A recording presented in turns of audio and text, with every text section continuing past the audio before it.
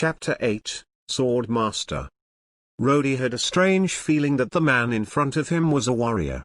Not just that, he was also a swordsman. He could not tell why he had that feeling, but he was extremely certain of it. The middle-aged man seemed interested in Rody and smiled faintly. "All right, I heard that you are a swordsman. First, we shall test your sword skills. Do you have a sword?" His words made Rody's face turn red. He remembered the sword he picked up yesterday. He immediately straightened his chest and loudly said, "I am not an official swordsman, but I will be one. I had my own sword, but last night they were confiscated."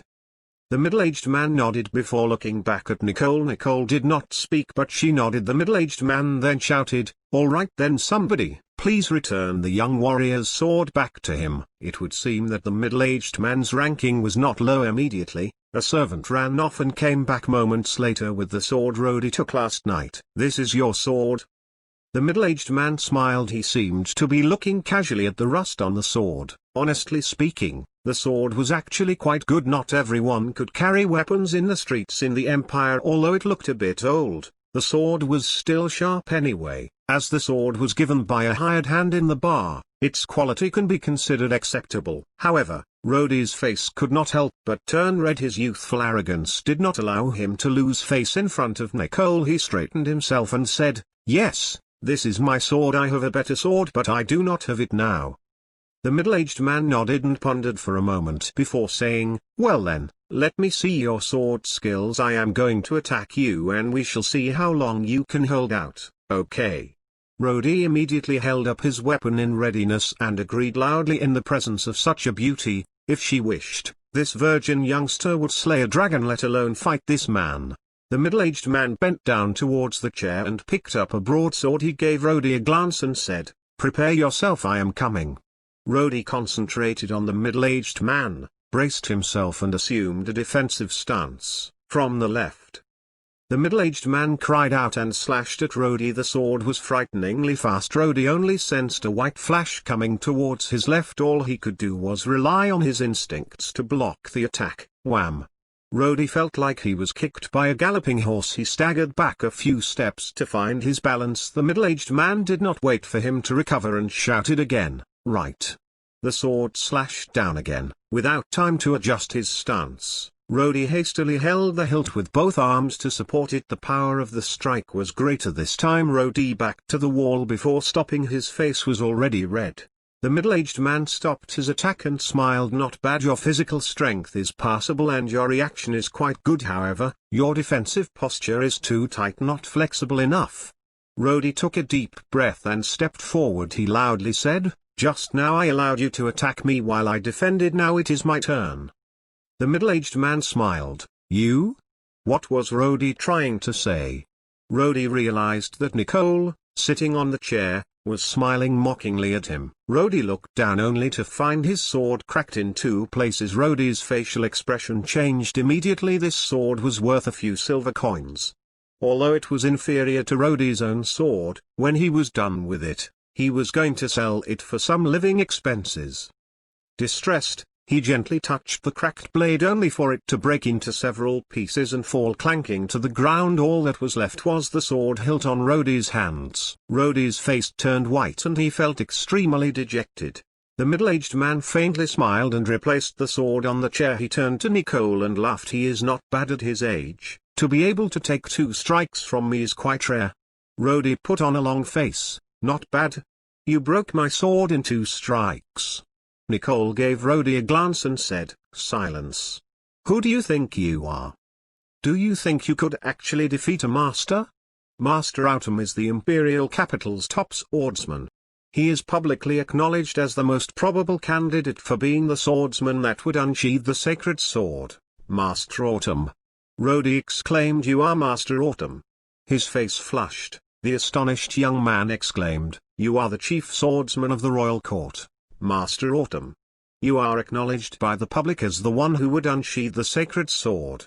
Rody stared at the middle-aged master swordsman in admiration. Master Autumn was indeed a legendary figure, truly almost like those heroes in fairy tales. For a young swordsman like him, there was no better person to worship. The frown on Rody's face was immediately swept away.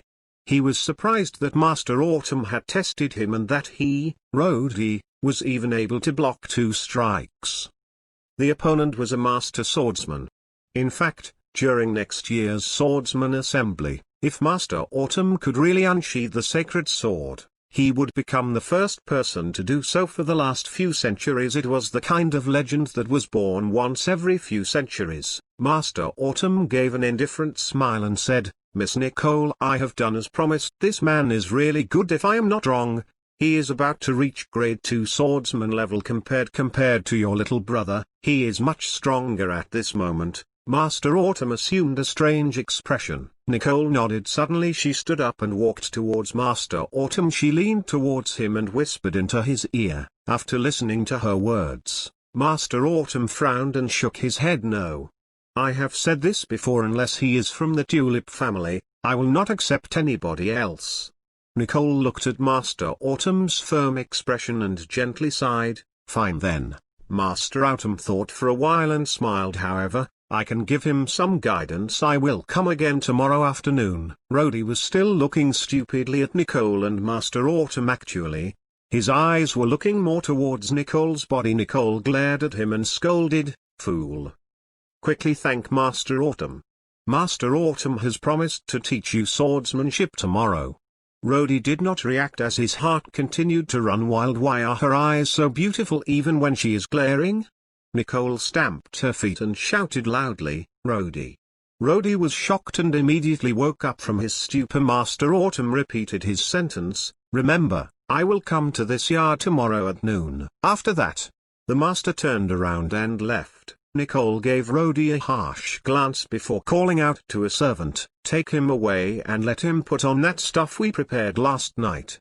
Nicole turned and walked to the east side of the courtyard. 2 servants quickly went to the courtyard, propped up Rody, and followed from behind. Rody finally recovered. A few moments later he finally shouted, "Oh my God! Master Autumn is teaching me swordsmanship! Master Autumn is teaching me swordsmanship! Shut up, you idiot!" Nicole turned back and shouted. Rody was so extremely excited he struggled free from the 2 servants, ran in front, and shouted, "Just now Master Autumn said he would teach me swordsmanship. Is it true? Is it true? Shut up!" Nicole lost her patience and shouted again, "It seems that I need to teach you a lesson." Nicole then raised her head, pointed her finger at Rody and raised it ever so slightly without knowing what happened. Rody suddenly flew into the air and crashed sprawling down onto the ground. "First things first, the next time you talk to me, do not forget to add the word master." Nicole coldly looked at him. She then turned and continued to walk forward. The 2 servants hastily grabbed Rody and followed. Although Rody was a little bit confused from his fall, he was still foolishly saying in a low voice, "Oh my God! Master Autumn is teaching me swordsmanship." Nicole angrily walked in front. She herself did not know why she was so angry. She was not a bad-tempered person, but every time she saw this person with the yin-yang face, she started to feel angry. His every move would also make her angry. That was especially true when he was stupidly looking at her. Every time she remembered the previous night, Nicole wished she could grab a sword and cut him into 1,000 pieces. Rody followed Nicole to what seemed like an old 2-story building. The servants had stopped at a distance much earlier, not daring to approach. Nicole looked at Rody and said, "Follow me up." Rody looked at the run-down building that was in disrepair. The walls were covered with withered vines and trees. 2 towering trees also shaded the place from the sun, giving the entire area an eerie feeling. Rody started to feel a sense of unease.